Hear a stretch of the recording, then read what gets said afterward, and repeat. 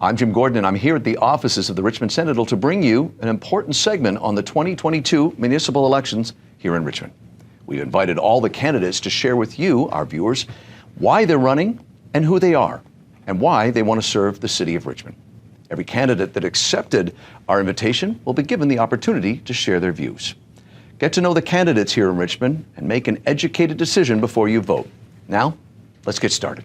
Up first with our interviews is Alexa Loo from One Richmond. Councillor, she's an incumbent running again. Alexa, welcome. Thank you. Thanks for having me. You're quite welcome. Okay, as we're doing with everybody, let's talk a bit about you, and then we'll get to a few questions.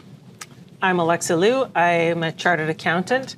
I'm a two-time Olympian in the sport of snowboarding, and I'm a mother of two children. I grew up in Richmond. I've done probably everything that everybody else has done in Richmond, the requisite babysitting basics at the community center, to ballet at the cultural center, to sports at high school. And I've had the good fortune to be able to realize my dreams. And I'd like to give that back to the community. My motto is to aim high, work hard, and give back.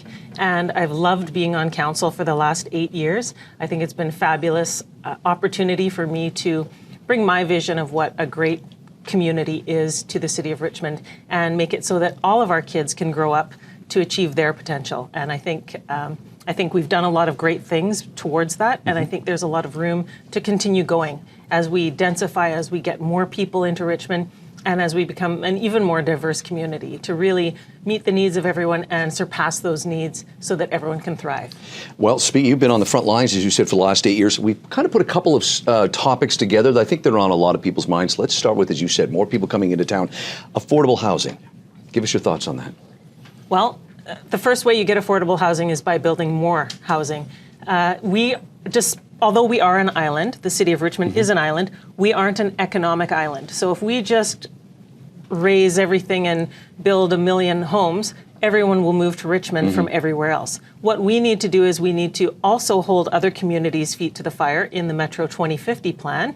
And we need to do our part in making sure that we are building a variety of housing choices so that there's an availability of different housing options for different people in Richmond.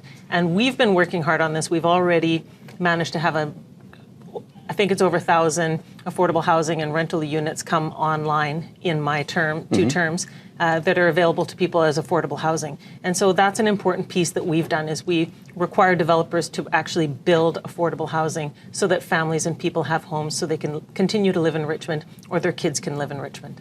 Let's talk about another issue that has become, I think has moved up to the top of the list on a lot of people's lists, and that is crime and safety. We've seen a rise in a lot of communities, not just Richmond. Again, you're on the front line for the last 8 years. Give us your thoughts on improving the safety for the citizens of Richmond. Well, first of all, I'm really glad to say that not only did we hire more police officers, but I was part of the group that voted to fund that hiring of more police officers.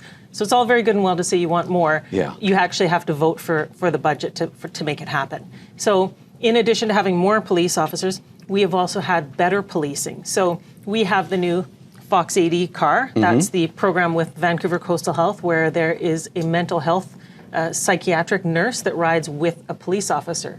So if you call and you're concerned about somebody's erratic behavior, they can be treated compassionately and appropriately, and the call has still happened. So you as the taxpayer feel safe, and the person who is having a crisis situation is being served.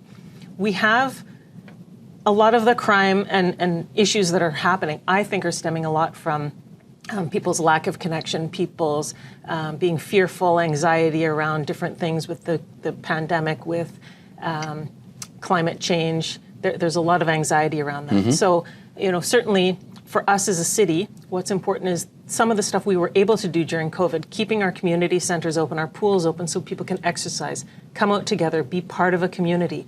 If you know your neighbor, you're way less likely to freak out on them. If you're feeling supported, if you're feeling not isolated, you're more comfortable and you're not going to have crazy outbursts or rob from your neighbors. And so it's making sure that we're looking after our people in our community appropriately and also meeting crime appropriately and not standing for it when it does happen. She's running for a third term. Incumbent Councillor Alexa Loo from One Richmond. Thank you for taking the time to come into the offices today, Alexa. Thanks for having me. You bet. And that does it for this edition of the Richmond Sentinel Spotlights on the candidates that are running in the next election, October 15th. Please educate yourself and vote on that day. For more details and if you want to see more videos, please go to the Richmond Sentinel website. It's richmondsentinel.ca.